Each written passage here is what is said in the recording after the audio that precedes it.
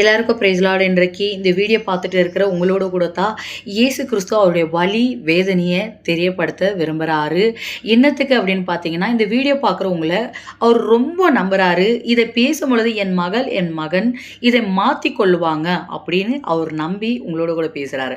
சரி, என்ன காரியம் நம்ம பார்க்குறீங்களா? 2000 வருஷத்துக்கு முன்பதாக இயேசு கிறிஸ்து நிறைய பாடுபட்டு சிலுவையில் அறியப்பட்டு அவர் கைகளிலே கால்களே ஆணிகள் அறியப்பட்டது. இது எல்லாருக்குமே தெரியும். அன்றோடு அது நிறுத்தப்பட்டது அப்படின்னு நம்ம நினைக்கிறோம். ஆனால் இன்றைக்கு இயேசு சொல்கிறாரு, மகனே என் மகளே, இது அன்றோடு நடந்து முடிந்த காரியம் அல்ல. தினம் என்னை சிலுவையில் அரைஞ்சிட்டே தான் இருக்காங்க. என் கைகளில் கால்களில் ஆணிகள் அறியப்பட்டு கொண்டே தான் இருக்குது அப்படின்ற வேதனை வழியாக அவர் உங்களோடு கூட சொல்லிட்டு இருக்காரு. எப்படி அப்படின்னு பார்க்குறீங்களா? இது அதே போல் இது செய்கிறது யாருன்னு பார்த்தீங்கன்னா, இந்த பேசுகிற நானாகட்டும் கேட்குற நீங்களாகட்டும் நம்ம தான் செஞ்சுட்டு இருக்கோம். ரட்சிக்கப்பட்ட கிறிஸ்துவ பிள்ளைகள் தான் செஞ்சுட்டு இருக்கோம் அப்படின்னு தேவன் சொல்லிட்டு இருக்காரு. எப்படின்னு பார்க்குறீங்களா?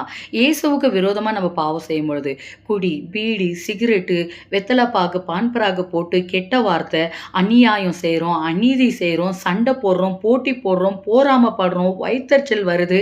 அதே போல் ஒரு குடும்பத்தை நம்ம கெடுக்கிறோம், அங்கேயும் இங்கேயும் கலகம் செய்து கொண்டு இருக்கோம். என் வார்த்தையினால் அநேகர் காயம் படுறாங்க.